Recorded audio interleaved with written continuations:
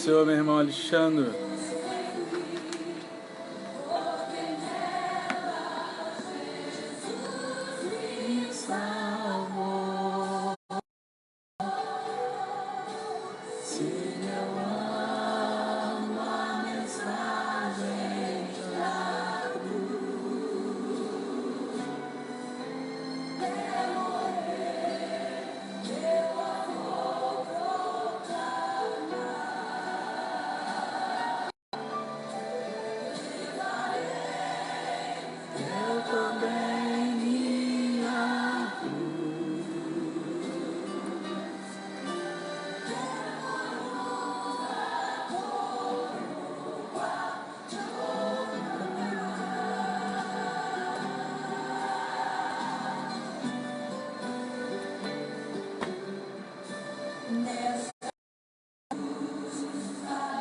Bom dia, irmã Luciene, a paz do Senhor, tudo bem? Como é que tá o áudio, o som aí? A imagem tá boa, captando bem?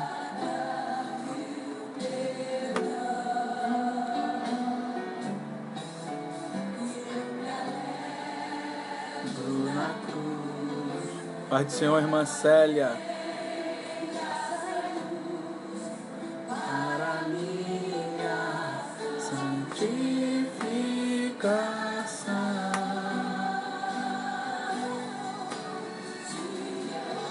Fala, meu irmão Patrick. A cruz é morrer, eu a vou proclamar.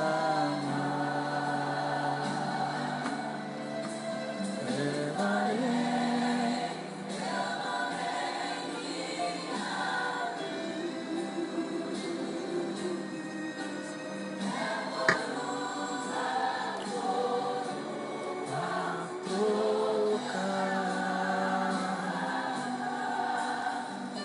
aqui com Jesus, a vergonha da cruz, quero sempre levar e sofrer. Cristo vem me buscar e com Ele morar. Irmã Wanda, um abraço, a paz do Senhor. Pastor Roberto, nosso pastor, a paz, meu pastor, a paz do Senhor. Enquanto o pessoal está chegando, a gente vai ouvindo aqui um louvor.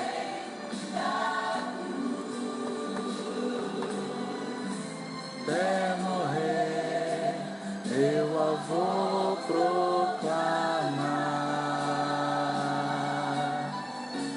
Levarei eu também minha cruz,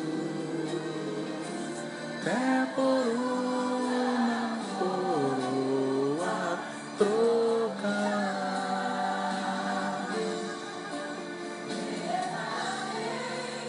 Eu também minha cruz,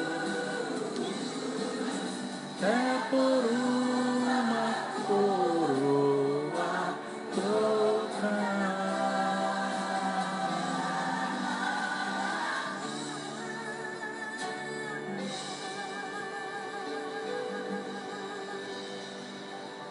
A mensagem da cruz, os hinos da harpa, né? Muito bonito.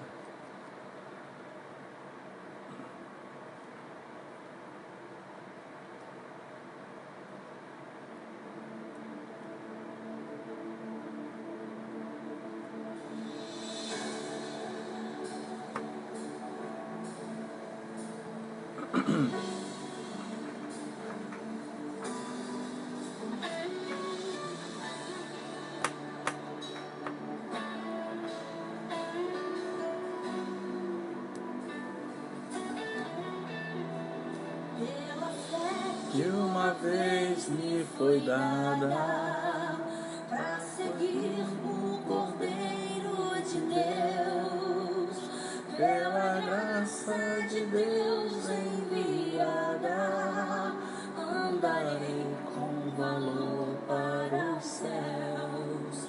Quero andar de valor em valor e seguir a Jesus, meu Senhor.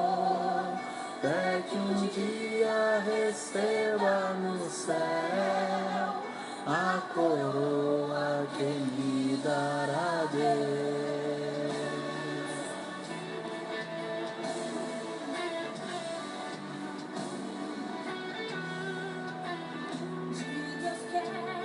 Vestir a armadura pra lutar com coragem e valor. Irmã Deise, nossa secretária da Escola Dominical, seja bem-vinda. Paz do Senhor, minha irmã. Quero andar de valor em valor e seguir a Jesus, meu Senhor. É que um dia receba no céu a coroa. Vamos aí mais 4 minutinhos, o pessoal chegando, né? Pra gente poder começar a nossa última aula desse trimestre de 2020.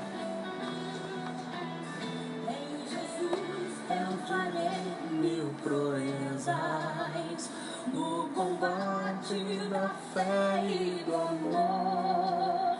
Nele tenho vigor e destreza pra lutar e pra ser vencedor. Quero andar de valor em valor e seguir a Jesus, meu Senhor. Um dia receba no céu a coroa que me dará Deus. Irmão Elenilson, um abraço. Meu irmão Luiz, um abraço. Junto com a gente aí. Daqui a pouco vamos iniciar. Esta liça, o combate de amor. E coroa terei de justiça que no céu me dará o Senhor. Quero andar de valor em valor. Bom dia, meu mano. Tudo na paz. Nós vamos estudar hoje o tema da revista, lição número 13, o novo homem em Jesus Cristo, Patrick.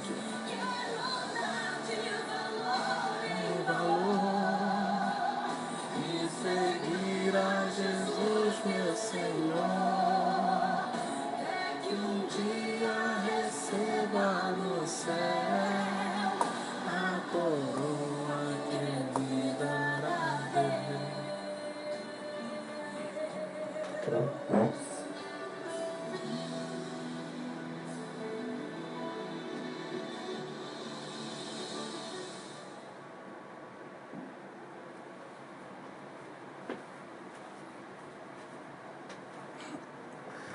Vamos lá, meus irmãos. Vamos começar aí.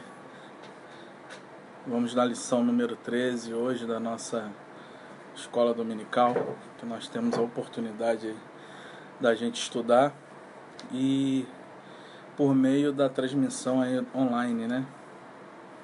Vamos orar para a gente começar nossa aula de hoje. Pai Santo e Justo, nos colocamos nesse momento diante da Tua presença.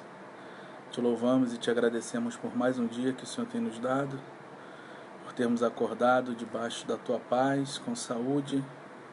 Pai querido e bondoso, nós te pedimos nesse momento que Teu Espírito Santo nos ilumine, Senhor, para que possamos transmitir as verdades da Tua palavra, seja comigo e seja com cada um que agora está interagindo, Senhor, e que irá, junto comigo, estudar um pouco da revista da Escola Dominical. Abençoe cada um, é o que eu te peço e te agradeço em nome de Jesus. Amém. Meus irmãos, vamos lá. Eu tenho só um hábito de ficar só falando para dar início de fato mesmo, para ver se o áudio e a imagem está tudo certo. Só preciso só de um ok agora de alguém que está conosco para já dar início e já entrar já aqui na lição. Vou aguardar esse feedback aí só para ter a certeza que está tudo correndo conforme manda o figurino, né? Alguém me sinaliza aí se está tudo ok, está ouvindo bem, imagem, som, se está tudo certinho para a gente poder continuar. Alguém pode sinalizar aí pra gente aí se está tudo bem, se podemos seguir, ou de repente não está ouvindo.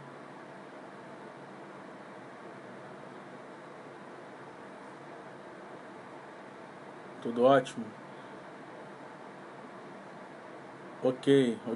Vamos lá? Então nós vamos hoje na lição número 13. Nós viemos falando nesse trimestre, na revista da Escola Dominical da CPAD, fala sobre a raça humana, a origem do homem, a queda do homem e a redenção do homem.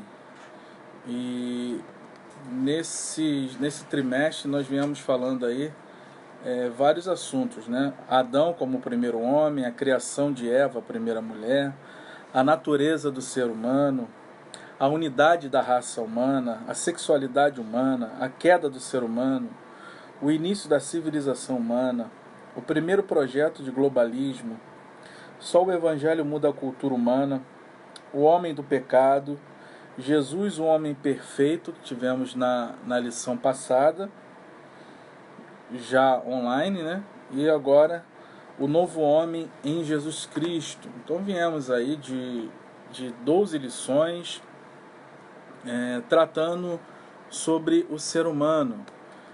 E na lição de número 13 agora, o comentarista se propõe a falar o novo homem em Jesus Cristo. Ele começa lá trabalhando a questão da queda do ser humano, de toda essa construção que houve de processo da humanidade, em que o homem ele se afasta do Criador através de uma rebelião, de um ato deliberado dele, do próprio homem, e vem construindo o que aconteceu disso. E agora, fechando a lição nesse trimestre, ele termina com a lição número 13, colocando esse novo homem agora em Cristo. O homem peca, o homem se distancia de Deus, o homem desobedece uma ordem divina e cede aquilo que nós denominamos como pecado. E agora na lição 13 ele pega esse homem que é caído, que é pecador e que agora se encontra debaixo da vontade de Deus, reconhece os seus pecados, reconhece as suas transgressões, se arrepende de fato da sua vida pecaminosa e se entrega a Cristo. E agora o comentarista se propõe a deixar registrado e para a nossa compreensão, para o nosso estudo, esse novo homem agora em Jesus Cristo.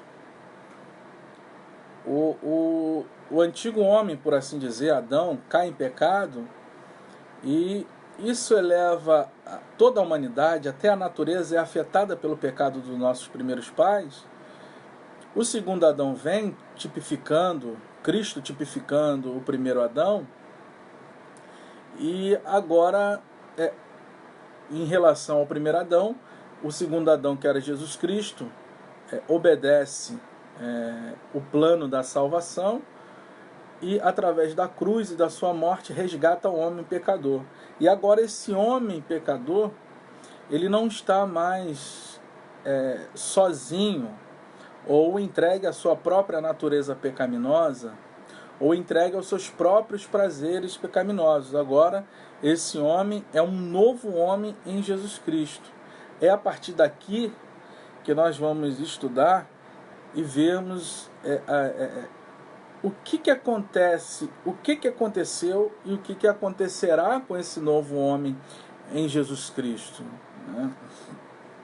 O texto que a revista se propõe a deixar como um texto áureo, um texto de base, de marcação, está lá em Efésios capítulo 4, verso de número 13, que diz o seguinte: até que todos cheguemos à unidade da fé e ao conhecimento do Filho de Deus, a varão perfeito, à medida da estatura completa de Cristo.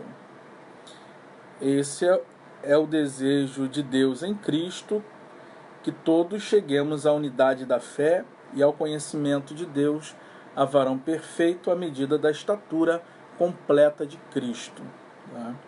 A verdade prática, que é uma compreensão do autor da lição, ele deixa para a gente o seguinte: a salvação em Jesus Cristo leva-nos à perfeição espiritual, moral e ética, porque ele, embora Deus, foi o mais perfeito e completo dos seres humanos. A verdade prática,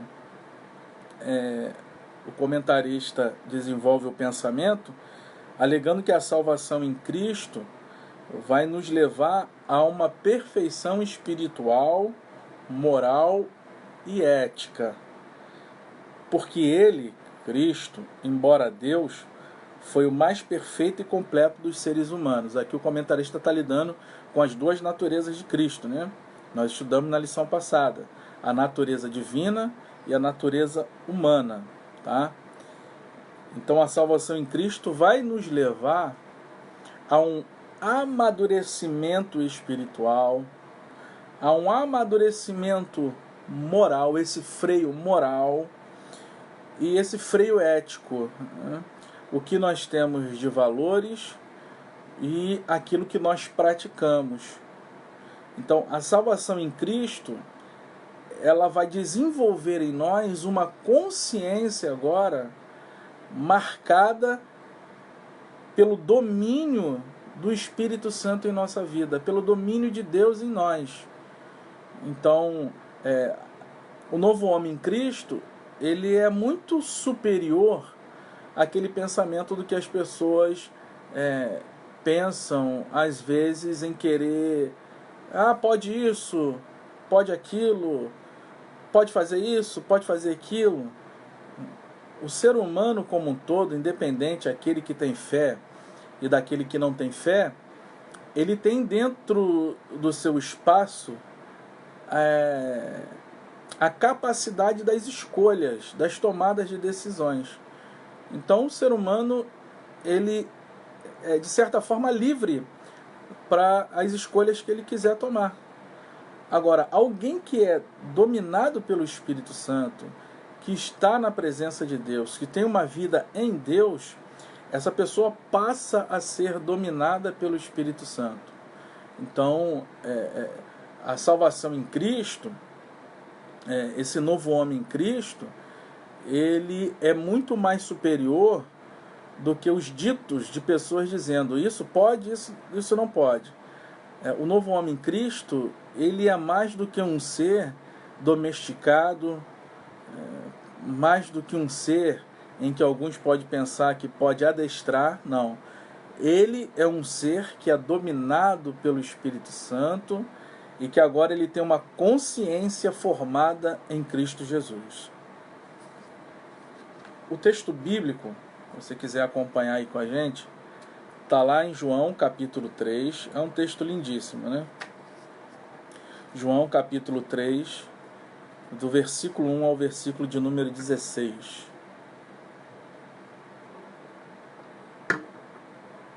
João capítulo 3, do 1 ao 16. E havia entre os fariseus um homem chamado Nicodemos, príncipe dos judeus.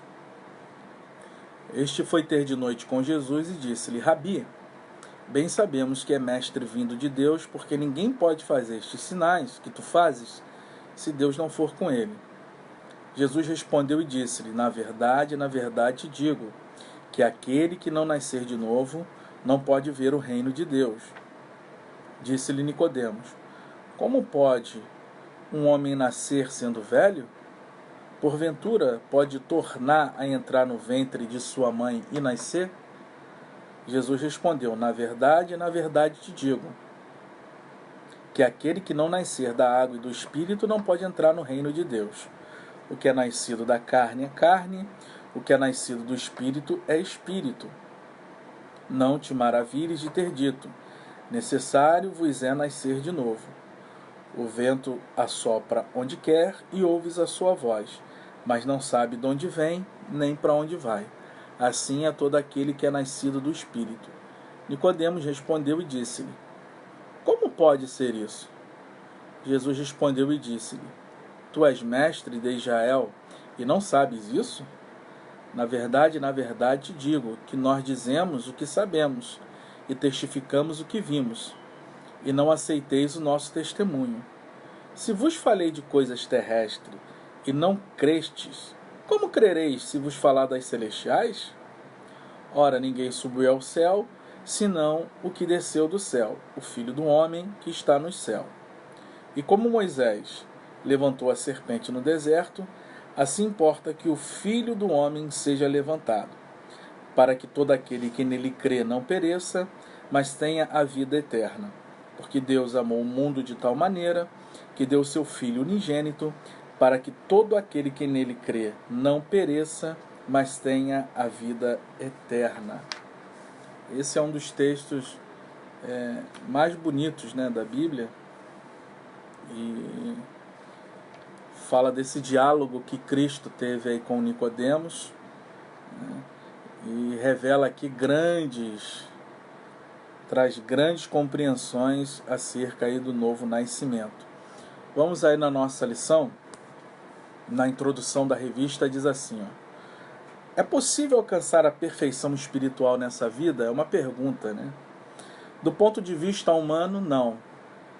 Eu acredito que a vivência humana, ela é o ponto central para a gente olhar para a nossa própria experiência de vida e responder essa pergunta. A perfeição espiritual, é possível alcançar a perfeição espiritual nesta vida? Do ponto de vista humano, não. Isso é notório, né? Mas quando abrimos a Bíblia Sagrada, constatamos que tal perfeição não somente é possível, como também desejável e requerida de todo aquele que professa o nome de Deus. Se nos valermos de nossas forças, jamais alcançaremos. Mas em Jesus Cristo, nossa velha natureza renasce para a vida eterna. Dessa forma, o ideal que Deus estabelecera para o primeiro Adão torna-se possível em seu Filho, o último Adão. Nesta última lição do trimestre, estudaremos o nascimento, a justificação, a santificação e a glorificação do novo homem em Cristo. Que o Espírito Santo nos ilumine nesta aula. Aqui são pontos centrais, quando a gente fala de alguém que está em Cristo, a gente sempre levar em consideração esses pontos aqui que são importantíssimos, né? O novo nascimento, a justificação, a santificação e a glorificação. São 4 pontos aqui que são fundamentais na vida do novo homem em Cristo Jesus, né? Primeiro, ele nasce, ele é justificado, ele é santificado e por fim será glorificado, né? É isso que nós vamos ver aqui, analisando ponto por ponto da nossa revista nessa manhã. Primeiro ponto, o nascimento do novo homem. Na revista está assim para nós. Jesus ensinou a Nicodemos, renomado mestre da lei, que o novo homem não é gerado nem da carne nem do sangue, mas de Deus, da água e do Espírito. Jesus ensina aqui a esse fariseu,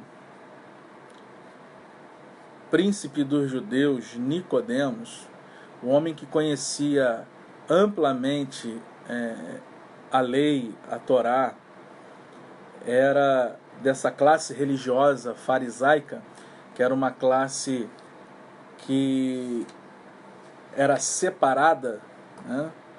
O intuito que se começa com os fariseus era que eles fossem separados daquilo que fosse pecaminoso, né? E um fariseu, ele cumpria, para o lado de fora, todas aquelas listinhas que eles tinham de separação. Então, no início, eles poderiam ter surgido com uma boa intenção, mas com o passar do tempo parece que a consciência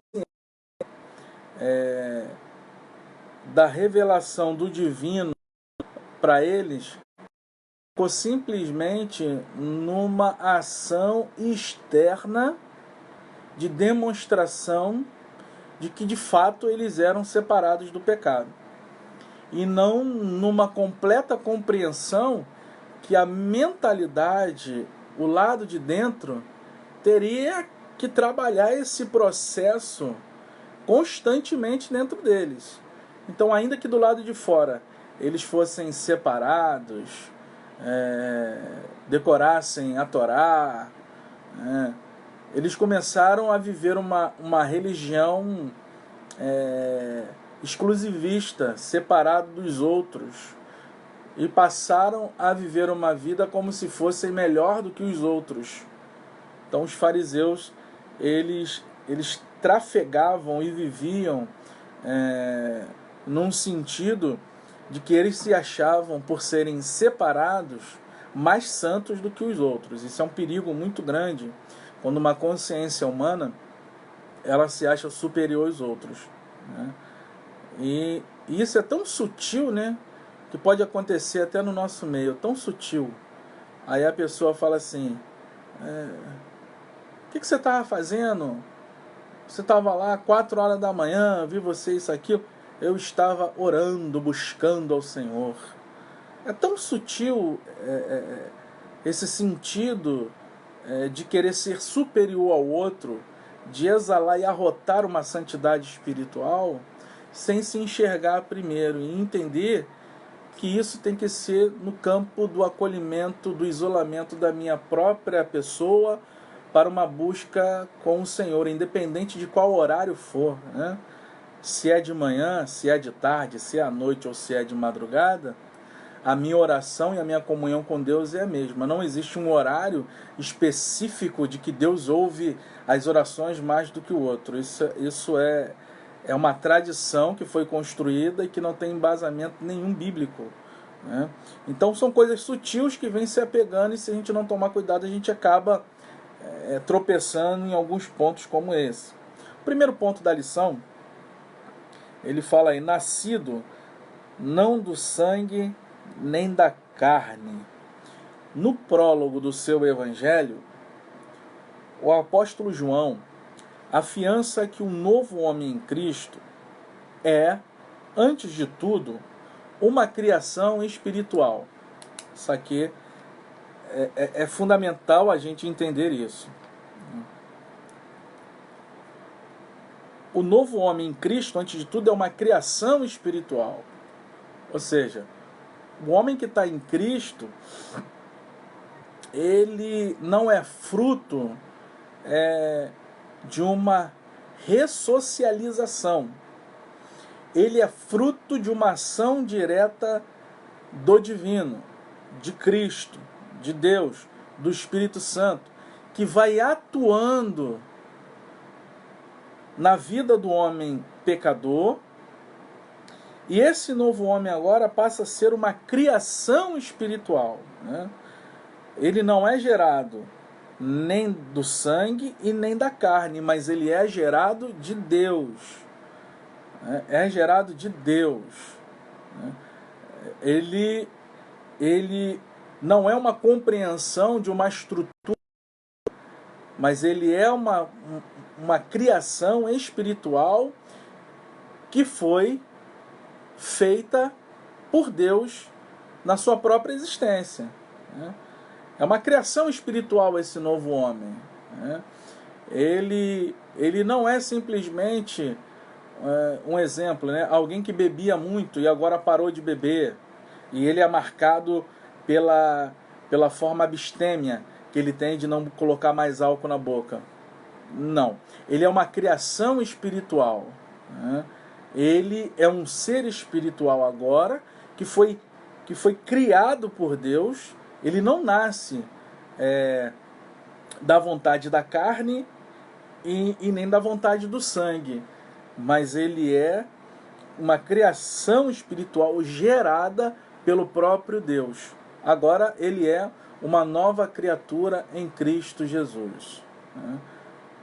Isso é fantástico na vida do homem. Apesar do pecado do primeiro Adão, nós podemos renascer para Deus através dos méritos de Jesus, o último Adão. Exatamente. Por que não é possível alguém nascer da carne e do sangue? Porque isso está no campo humano. Nós não podemos ter uma criação a partir do ponto de vista humano, né? Nós só podemos renascer de fato para Deus através dos méritos de Jesus. É em Cristo que nós fomos gerados para uma nova vida. É em Cristo que nós temos a possibilidade de viver uma nova vida. É em Cristo que a minha consciência ela é transformada dia após dia, ação por ação, atitude por atitude. Ela vai sendo transformada e moldada pelo Evangelho na minha vida dia após dia. E só pode nascer quem de fato está em Cristo, é pelos méritos dele, não é pelo meu próprio mérito, não é pela minha própria vontade humana, mas é por uma vida totalmente entregue a Deus, na dependência de Deus, na atuação do Espírito Santo, se abrindo para uma consciência nova no Evangelho e sendo transformado dia após dia. A atuação do Espírito Santo no interior do ser humano é o milagre mais expressivo que Deus pode operar em nossa vida. Certamente. Pessoas ficam assombradas, né, quando algum milagre acontece. E isso é espantoso, você vê alguém sendo curado totalmente, desenganado pelos médicos e sendo curado. Isso é fantástico, né? Algo extraordinário que acontece pela mão de Deus, pela soberania de Deus, pela vontade de Deus. A despeito disso, a atuação do Espírito Santo no interior do ser humano é o milagre mais expressivo que Deus pode operar em nossa vida. Esse milagre que acontece aqui dentro é o milagre mais fantástico que pode acontecer na minha vida. É quando eu tenho a possibilidade que o Espírito Santo habite em mim, e a partir dessa experiência eu possa suplantar os meus próprios egoísmos, a minha própria carnalidade, a minha própria vivência humana em detrimento do outro, em que eu possa fazer da minha vida ser um canal do amor de Deus para com o outro, e que eu possa romper com água abaixo, as ilusões, né? Vivendo no seu mundo, experimentando agruras da vida, mas a possibilidade desse novo nascimento restaura no ser humano esse novo Gênesis, um novo recomeço na sua própria existência. Recomeça agora um novo Gênesis, né? um novo princípio de vida, né? As coisas que para trás ficaram, passaram. Agora é uma nova vida em Cristo Jesus, né? Olhando para Jesus, que é o autor e consumador da nossa fé, deixando as coisas que para trás ficam, eu corro seguindo para o alvo, para o prêmio da soberana vocação em Cristo Jesus. Assim como quem está em Cristo é uma nova criatura e as coisas velhas ficaram para trás. Então é um novo Gênese na vida desse ser humano que se dobra e que se rende à pessoa de Jesus através da mensagem do Evangelho. Ponto 2. Nascido de Deus. A conexão tá boa aí, acho que deu uma travada em alguns pontos. Alguém pode me dar uma informação se está tudo bem, tudo normal?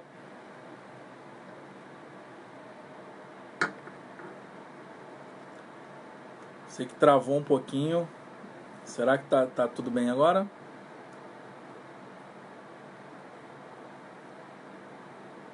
Tá travado? Tá ok?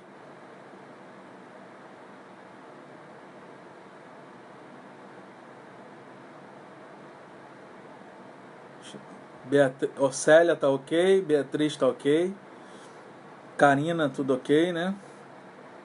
Obrigado, Gisele, Sebastião, vamos lá. Ponto 2. Nascido de Deus. O nascimento do novo homem é descrito pelo evangelista como o ato de nascer de Deus. Isso implica a aceitação pela fé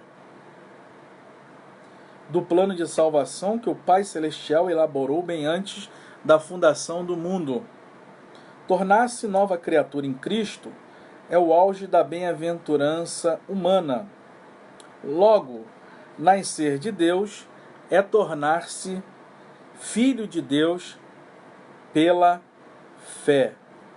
Então, esse ato de ser nascido de Deus implica em que o ser humano ele reconheceu a sua própria vida pecaminosa, né? A mensagem do Evangelho vem: o homem pecador é trabalhado pelo Espírito Santo. O Espírito Santo vem e trabalha na vida desse homem pecador. Abre o seu entendimento. Ele compreende a mensagem do Evangelho. Ele realmente, nesse momento, ele olha para dentro de si e vê a distância que ele está em relação a Deus.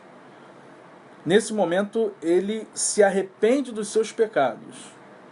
Tá? E agora ele entrega a sua vida através da sua fé em Cristo, ele entrega a sua vida a Deus, né? Então, esse ato, né, ele é nascido de Deus porque agora ele passa a se tornar filho de Deus pela fé. Ele passa agora a ter uma nova filiação diante de Deus.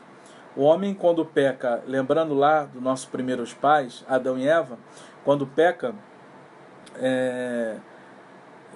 eles caem em pecado, se distanciam de Deus, né? E Deus vem trabalhando sempre em favor do ser humano, até que na plenitude do tempo vem Cristo, o Cordeiro de Deus, para tirar o pecado do mundo.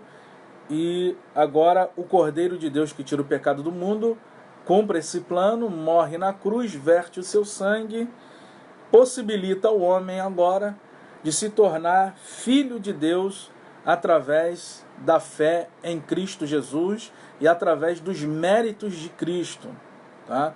É sempre bom enfatizar isso, que os méritos são sempre de Cristo. O mérito não é meu, os méritos são sempre de Cristo, tá? E a partir de então, ele é um novo homem, é uma nova criação, e ele é nascido agora de Deus. Ele é filho de Deus pela fé em Cristo Jesus. Ponto 3. Nascido da água. O batismo em água só tem efeito salvador quando recebido pela fé. Marcos 16:16. Se não tiver consciência do que está fazendo, simplesmente tomou um banho, né?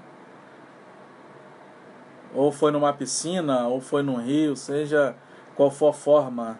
Mas simplesmente ou jogaram água na cabeça, ou ele afundou, mas só tomou um banho, porque não teve consciência do que o ato que estava fazendo, né? O batismo em água só tem efeito, ele só tem esse efeito, né, que simboliza, se devidamente observado, simboliza não apenas a morte e a ressurreição de Cristo, como também o renascimento espiritual daquele que o recebe como Salvador e Senhor. Dessa forma, cumpre-se o que Paulo escreveu, asseverando que Jesus nos salvou mediante o lavar regenerador e renovador do Espírito Santo. Dessa experiência ressurge o novo homem em Cristo Jesus. Nascer da água e do Espírito, né? São essas duas nomenclaturas aqui que há de separação. A respeito desse primeiro ponto que nós estamos vendo aqui, o nascimento do homem, nós falamos aquele que não é nascido não do sangue e nem da carne, nascido de Deus, nascido da água e agora nascido do Espírito Santo. A regeneração só é possível através da atuação do Espírito Santo na vida do homem pecador arrependido. É o Espírito Santo que opera o novo nascimento. Por mais que o homem possa aprender a viver em comunidade, né, a se ressocializar, a estar ambientado agora com o seu novo grupo, a possibilidade da regeneração ela só acontece mediante a atuação do Espírito Santo na vida do homem. Não existe outra maneira. É o Espírito Santo que vem morar no ser humano, fazendo com que esse ser humano possa agora viver uma vida em Deus. É somente o Espírito Santo. Não há nenhuma ajuda externa que a gente possa fazer para que uma pessoa possa ser regenerada. É a atuação direta do Espírito Santo, né? Se o Espírito Santo não estiver na vida dessa pessoa, ela pode fazer todos os atos, todos os ritos, todas as cerimônias do lado de fora, sendo que de lado de dentro ela nunca teve uma experiência ou uma atuação do Espírito Santo na vida dela. Ela somente é uma religiosa, mas não tem o Espírito Santo trabalhando, desenvolvendo a regeneração e esse ponto de arrependimento que tem que existir na vida do homem pecador, tá? É ele quem opera esse novo nascimento. Esse ato regenerador não pode ser explicado em linguagem humana. Somente a partir dessa ação sobrenatural em nossa alma é que o novo homem em Cristo torna-se possível. Temos aí a genuína conversão. É quando o homem agora passa a ser dominado pelo Espírito Santo, né? Ele vive uma vida agora que antes era centrada no seu próprio eu, no seu próprio universo, na sua própria existência, satisfazendo os seus próprios apetites e desejos humanos, vivenciando a sua própria humanidade e dando vazão a todos os seus instintos. Agora, o homem que é nascido do Espírito Santo, ele é dominado pelo Espírito Santo, né? Ou seja, a vida dele tem uma orientação acima da sua natureza humana, que é uma orientação do Espírito Santo que está nele, o compungindo, o convencendo, o direcionando, desenvolvendo dentro dele a capacidade do arrependimento, suplantando aquelas malandragens sutis que o ser humano tenta fazer. Mas quando o Espírito Santo está em atuação, ainda que a gente cometa pecado, o Espírito Santo vai trabalhando dentro desse ser humano, com que faz com que ele tenha consciência que está errado e se dobre diante de Deus, clamando e correndo pelo perdão divino. Isso só acontece quando o Espírito Santo está atuando na vida desse homem. Quando o Espírito Santo não está atuando na vida do homem, ele não sente esse senso de arrependimento constante. Ele não consegue mais vivenciar dentro dele esse sentido de arrependimento. Ele vive uma vida em consequência dos seus atos, das suas atitudes, da sua racionalidade, da sua carnalidade, da sua compreensão humana, do seu modus operandi de viver, e vai vivendo um dia após outro assim. A consciência de alguém que é transformada pelo Espírito Santo, ele não deixa de ser humano. Ele é um ser humano, como qualquer outro. Ele peca como qualquer outro. Ele tem as suas dificuldades como qualquer outro. Ele tem suas fraquezas morais, éticas e etc., como qualquer outro. Mas a despeito de tudo isso, o Espírito Santo está nele, trabalhando nele, em favor dele próprio. E ele se dobra aos erros que ele comete, ele se arrepende de fato, ele tenta uma mudança, ele não se rende ao pecado, ele não deixa a sua vida ser controlada pela sua natureza humana. Ele sabe que há um Senhor sobre a vida dele, que ele agora foi chamado pelo Evangelho, que ele não pode desistir da sua fé em Cristo, que ele tem que continuar na caminhada. Então o Espírito Santo vai trabalhando e ele vai dando ouvido ao Espírito Santo, e isso vai acontecendo até ele chegar a um ponto de ser mais maduro, mais experiente, que ele vai ficar mais vigilante, etc. e tal. Então aí nós temos comprovada realmente a genuína conversão. Ponto 2. A justificação do novo homem.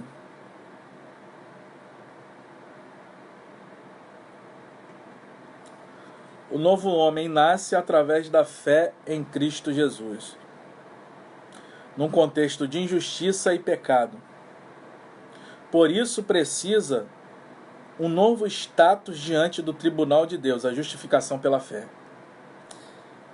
A doutrina da justificação é uma das doutrinas mais belas que nós encontramos na Bíblia, na palavra de Deus. O homem nasce através da fé em Cristo, né? Ele se rende à mensagem do Evangelho, ele compreende a sua distância em relação a Jesus, olha para si mesmo, vê que é um pecador, se arrepende dos seus pecados, entrega a sua vida a Cristo, e aí ele nasce, e num contexto em que ele vive, né, de pecado, de viver na sua própria dominação da sua razão e da sua racionalidade e da sua própria natureza caída, ele sai desse caldo cultural que ele está vivendo, intelectualmente falando, e ele nasce para Cristo. E agora o que ele precisa? Ele precisa de um novo status diante do tribunal de Deus. Quando o homem pecador, quando o homem pecou, nossos primeiros pais, esse pecado, ele cometeu esse pecado e esse pecado atingiu toda a humanidade. Romanos capítulo 3, versículo 23 vai dizer que todos pecaram e destituídos estão da glória de Deus. Sobre o ser humano está uma condenação. É como que se num tribunal a pessoa tivesse lá com o seu advogado e o juiz dissesse o seguinte: você cometeu delitos e aqui está o seu advogado de defesa, e todo o seu argumento querendo justificar o seu delito, não há na sua argumentação nada que possa te absolver da condenação. E o juiz decreta para essa pessoa: você está condenado. O ser humano, ele se encontra em um estado de condenação em relação a Deus, a despeito do pecado dos nossos primeiros pais e dos nossos próprios pecados que vivenciamos na nossa própria existência, ok? Então o ser humano ele está debaixo de uma condenação. O que a justificação vem fazer para esse ser humano? A justificação vem dizer o seguinte, vamos remontar de novo o tribunal, a pessoa está lá num tribunal, o advogado de defesa agora é Cristo, e o juiz vai dizer para essa pessoa que está nesse tribunal sendo acusado, você cometeu pecados e delitos, porém agora eu estou te justificando pela justiça de uma outra pessoa. Através da justiça de Cristo, nós nos tornamos justos diante de Deus. Ou seja, o nosso pecado, ele foi de fato apagado, e agora nós não estamos mais em inimizade contra Deus. Nós agora somos filhos de Deus, nós agora não estamos mais em inimizade com o Senhor, nós agora desfrutamos de uma paz com Deus, né? Por diversas vezes você vai encontrar no Novo Testamento Paulo falando isso.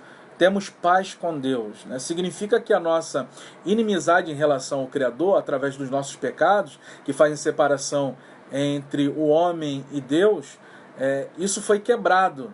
Agora nós temos paz. A nossa relação não é uma relação de inimizade, fruto dos nossos próprios pecados. Agora, com a justiça de Cristo imputada a nós, nós temos agora paz com Deus, né?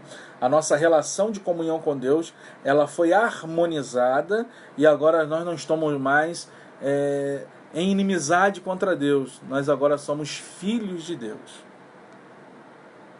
Vamos aí, ponto 1.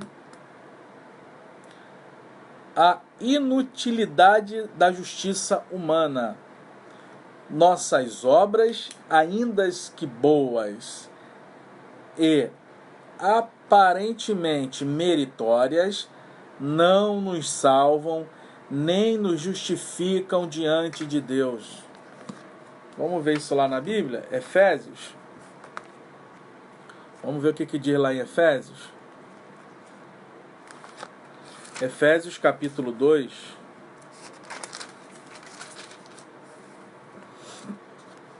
versículo 8 e versículo 9. Porque pela graça sois salvos, por meio da fé. Isso não vem de vós, é dom de Deus. Não vem das obras, para que ninguém se glorie.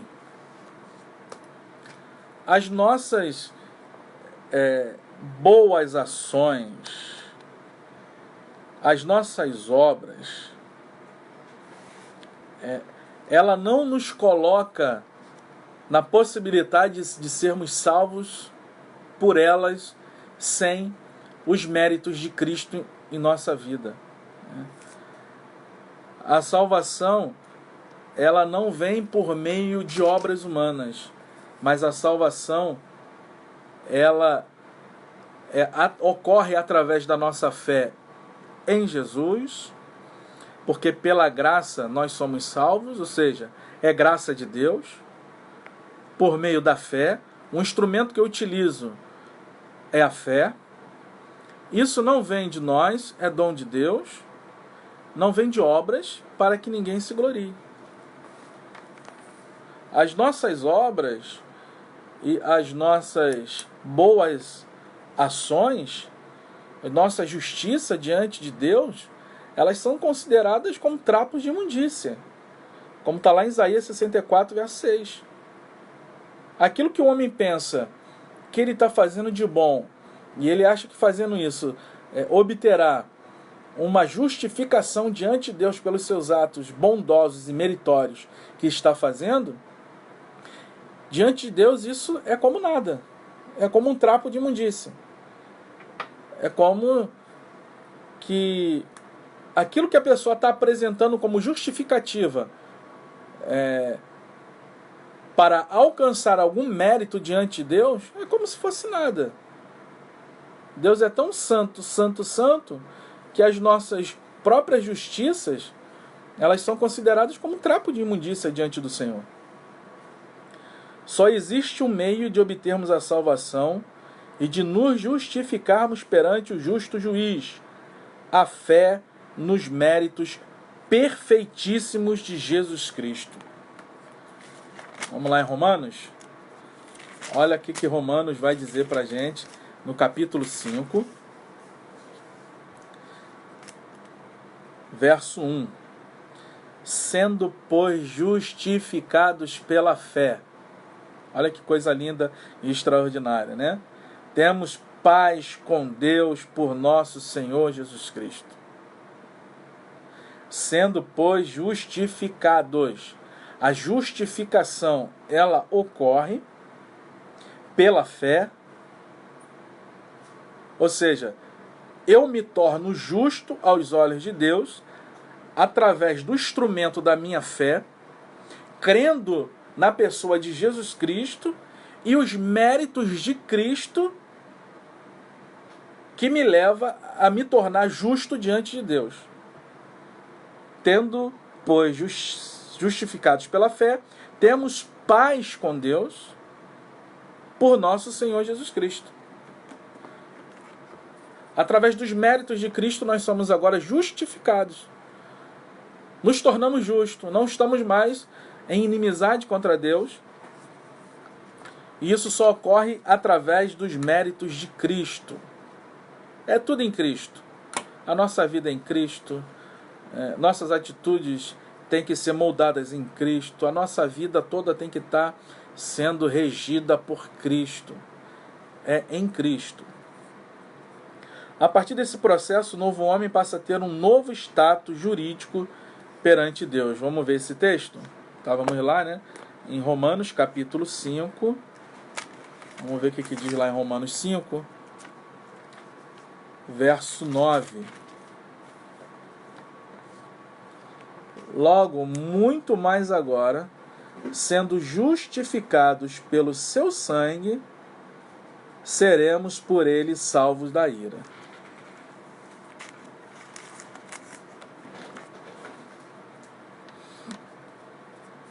Aqui está esse processo, né? Em que o homem agora ele tem um novo status jurídico perante Deus. Agora o homem ele é tornado justo pela justiça de Cristo, pelos méritos de Cristo, não pelas nossas próprias boas obras ou pelos nossos próprios méritos. 2. A maravilhosa doutrina da justificação. Ao pecador que pela fé recebe a Jesus, Deus lhe concede mais que um mero perdão e muito mais que uma anistia. Concede-lhes o status de justo, pois a justiça de Cristo muda por completo a situação jurídica do réu. Este é completamente perdoado e seus pecados inteiramente apagados. Que maravilha, né?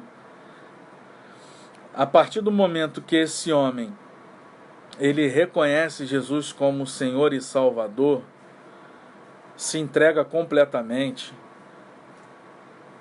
ele é justificado diante de Deus, ele se torna justo. Essa é a maravilhosa doutrina da justificação. Eu aconselho a você que está aqui conosco a estudar mais um pouquinho sobre essa doutrina, a se empenhar a ouvir mais. Nós temos aí a possibilidade, né, com a internet, YouTube, você pode pesquisar no Google, joga lá, doutrina da justificação. O que você vai ver e vai aprender são coisas assim extraordinárias. Vale a pena. Ponto 3. O novo homem é justo. A partir de sua conversão, o pecador passa a ser visto por Deus como se jamais tivesse cometido qualquer injustiça. De agora em diante, é um justo aos olhos de Deus. Haja visto o que houve com o ladrão que na cruz creu no sacrifício de Jesus Cristo. Essa é uma verdade extraordinária e escandalosa, né? a partir da sua conversão, o homem passa a ser visto por Deus como que se jamais tivesse cometido qualquer injustiça. De agora em diante, é um justo aos olhos de Deus. Ainda que a gente não se enxergue assim, ainda que a gente não se vê dessa forma, e isso é de fato algo até sadio, porque sempre vai nos levar a buscar, a viver uma vida em Deus e na presença de Deus, se arrependendo, vivendo um constante arrependimento na nossa vida. E isso é muito bom e sadio e louvável. Na perspectiva divina, agora nós somos justos aos olhos de Deus. É como que se Deus olhasse para mim e para você, mas ele visse que por nossa vida existe uma pessoa que nos tornou a ser justo. Existe Jesus Cristo. E através dos méritos de Cristo, a gente se torna justo aos olhos de Deus. Isso é maravilhoso, né? É assombroso, é escandaloso, mas é isso que acontece conosco a partir do momento da conversão, né? Que de fato houve uma conversão na vida desse ser humano, que de fato ele se entregou a Cristo, e que de fato, dentro da soberania, da onisciência de Deus, Deus conhece o seu povo, a sua igreja, o seu rebanho, a sua ovelha, e ele de fato sabe que essa pessoa faz parte do seu povo e da sua igreja. Então, de fato, essa pessoa, ela se torna justo aos olhos de Deus. Então, nós vimos aqui até agora o nascimento do novo homem, que ele não nasce da vontade da carne nem do sangue, ele nasce da vontade de Deus. Tá? Ele é nascido de Deus, ele é nascido da água, ele é nascido do Espírito. O que acontece depois disso? É logo uma sequência atrás da outra, né? Agora, o homem é justificado. As nossas próprias boas obras, as nossas boas ações não podem nos justificar diante de Deus. Nós somos justificados pelo mérito de Cristo, nos tornamos justos diante dos olhos de Deus. E agora, qual é o outro processo que vai se desenvolver com isso? É o processo da santificação. É uma coisa puxando a outra. A santificação no novo homem. Ao contrário da regeneração, que é um ato instantâneo, a santificação é um processo que demanda toda a nossa vida até alcançarmos a estrutura de varão perfeito. Note, a regeneração acontece de um ato instantâneo, diretamente, que é uma ação direta do próprio Deus. É como se Deus viesse ao nosso coração, tirasse o coração de pedra, colocasse um coração de carne. É como se Deus soprasse agora na nossa existência e agora nós pudéssemos ressurgir, ressuscitar agora um novo homem, mudar nossa natureza humana, fazer agora uma nova criação. Nós fomos agora gerados novamente. A nossa mentalidade passa agora a mudar, a compreensão de enxergar a vida passa a mudar. E agora o que acontece conosco? Agora nós somos incluídos num processo de santificação. A santificação ela ocorre dentro de um processo, né? Ela vai acontecendo gradativamente, vai se instalando gradativamente na nossa vida, nós vamos nos santificando até chegar ao seu ápice. O ápice da santificação é a glorificação. Vamos lá. Ponto 1. A santificação como posicionamento.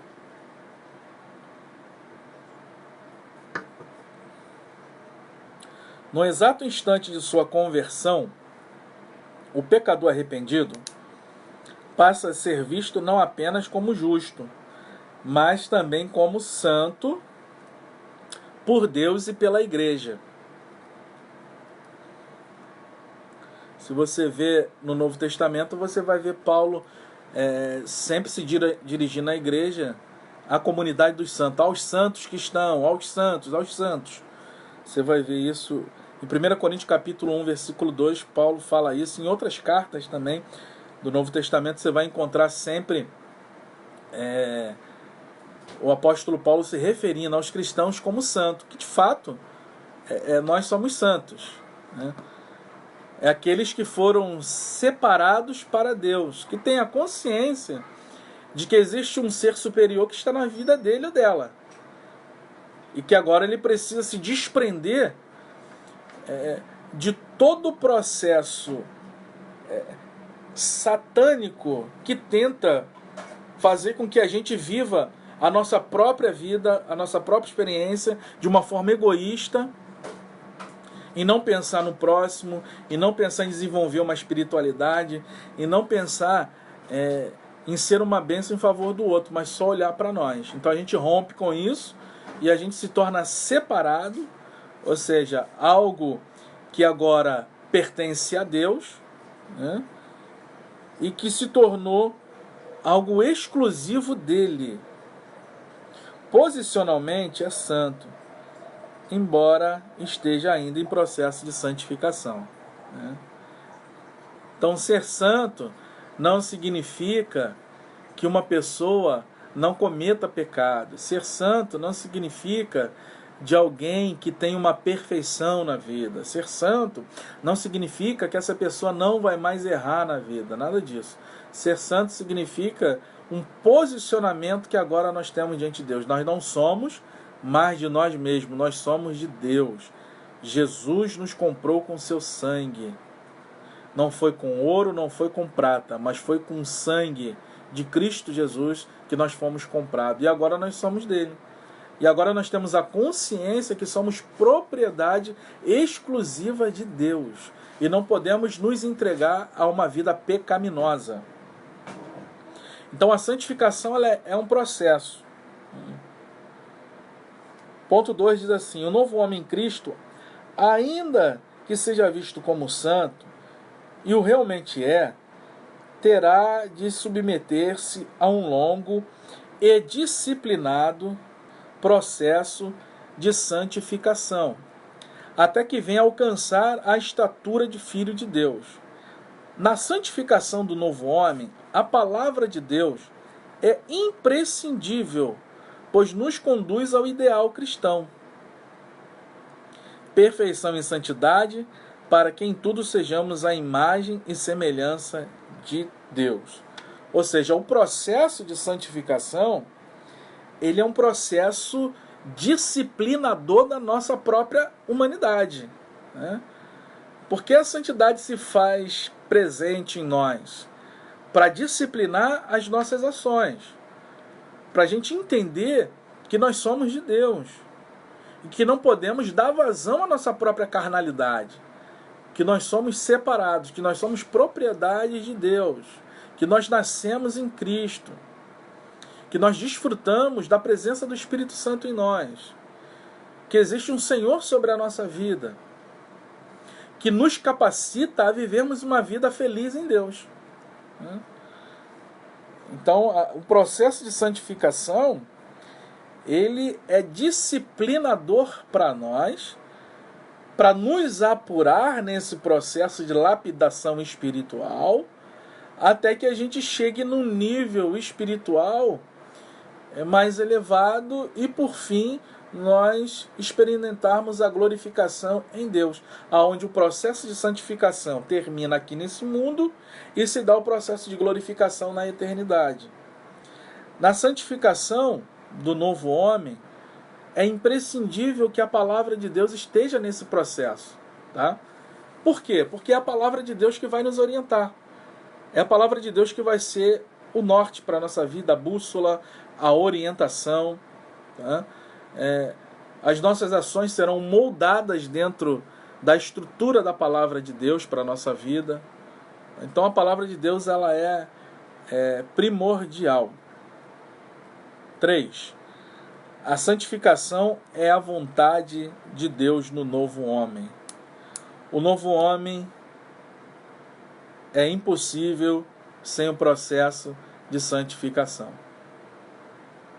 Sem esse processo que nos disciplina a entendermos que não somos mais de nós mesmos, mas que somos de Deus, e que eu preciso suplantar a minha própria natureza, é impossível uma pessoa ver Deus sem o processo de santificação. Em santificação eu não estou me referindo nada com algo que seja externo. A santificação é um processo que tem que começar sempre aqui dentro. Se ele não começar aqui dentro e ele só é visto do lado de fora, ele começa a ser um processo, ao invés de ser um processo santificador, ele vai tornar a ser um processo de hipocrisia. Vai ser um processo simplesmente legalista. Não será um processo de santificação verdadeiro diante de Deus. Tem que ocorrer aqui dentro. Tem que ocorrer com as minhas atitudes. Tem que ocorrer com o senso que eu tenho de amor a Deus e ao meu semelhante. Se o meu amor a Deus e ao meu semelhante não me leva a agir em relação ao outro, o meu processo de santificação está falhando. Porque eu posso cumprir todos os ritos do lado de fora e não estar vivendo o processo de santificação dentro, no meu interior. Eu não tenho mais a capacidade, se eu não tiver mais a capacidade de me quebrantar, de ouvir o meu próximo, e de romper com o meu lado egoísta, de suprir a necessidade daquele que está as demandas da minha vida e eu posso ajudar de alguma forma e não faço, esse processo ele é um processo que está em detrimento em relação a Deus. O processo de santificação vai me levar a ter mais fome de Deus e ao mesmo tempo o processo de santificação vai me tornar mais humano. Se eu não me torno mais humano e não me torno uma pessoa com esse desejo de Deus, essa fome de Deus, essa certeza absoluta de Deus e ao mesmo tempo mais humano em relação ao meu próximo, o processo de santificação está corrompido. A santificação vai nos levar a termos uma fome imensa por Deus, uma certeza imensa da nossa fé, uma segurança imensa em Deus e ao mesmo tempo um quebrantamento do nosso espírito, um coração quebrantado, um coração humilde, um coração que tem a capacidade de se condoer com a necessidade do outro. E não digo só necessidade física não, de comida, de bebida não. Eu digo todas as necessidades emocionais, espirituais, físicas, num todo. É pensar o homem como um todo, né? Eu me quebrantar em relação a isso. Então o processo de santificação, ele vai me levar a essa estrutura. Sem a santificação, será impossível o homem ver a Deus. Quanto mais nos santificamos, mais a pregar com mais instância e urgência a doutrina da santificação. Nenhum impuro ou profano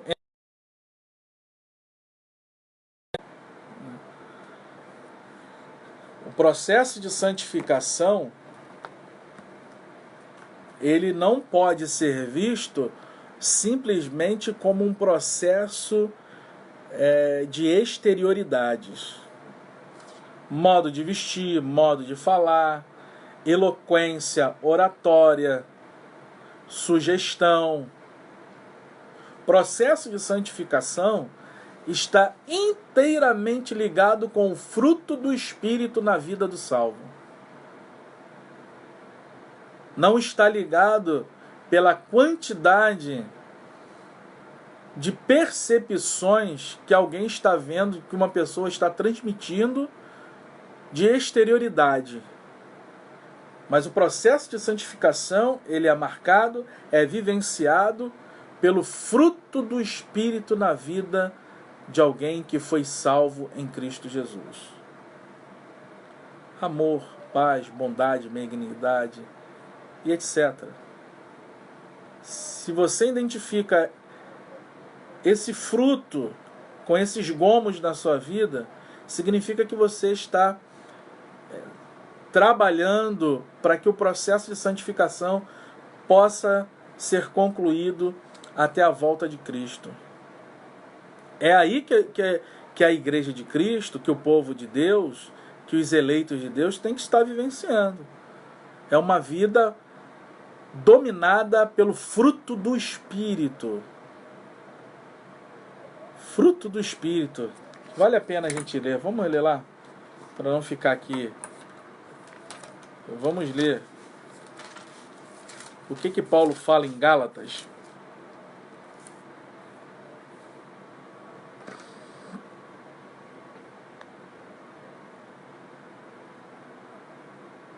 Olha o que o fruto do Espírito é: amor, gozo ou alegria, paz, longanimidade, benignidade, bondade, fé, mansidão, temperança ou domínio próprio.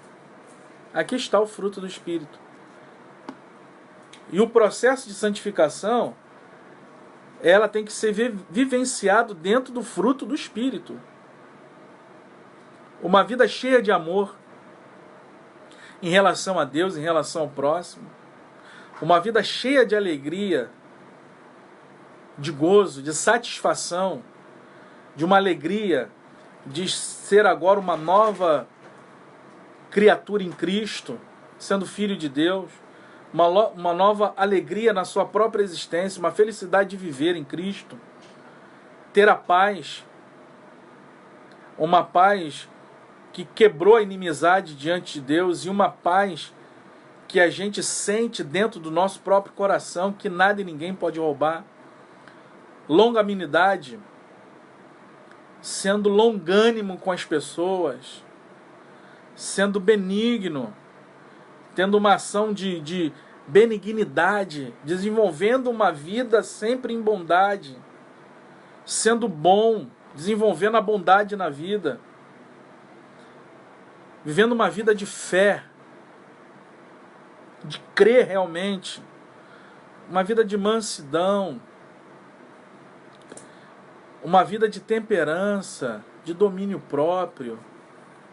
É nesse processo de santificação que a nossa vida precisa estar enquadrada.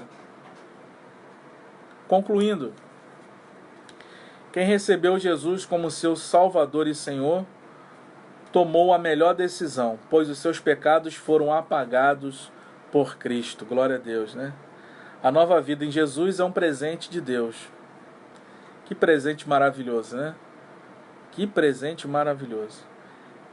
E quando do arrebatamento da igreja, você será semelhante ao Senhor Jesus, porque essa é a promessa que ele nos fez por intermédio do apóstolo João. Amados, agora somos filhos de Deus e ainda não é manifesto o que havemos de ser.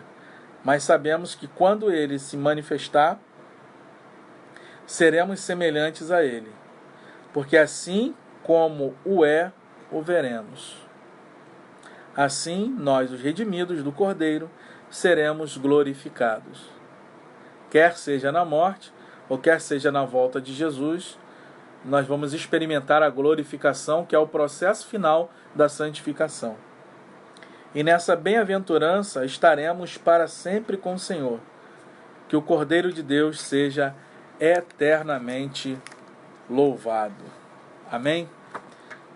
Glória a Deus. Chegamos aí ao final da lição de número 13, de mais um trimestre aí da revista da Escola Dominical.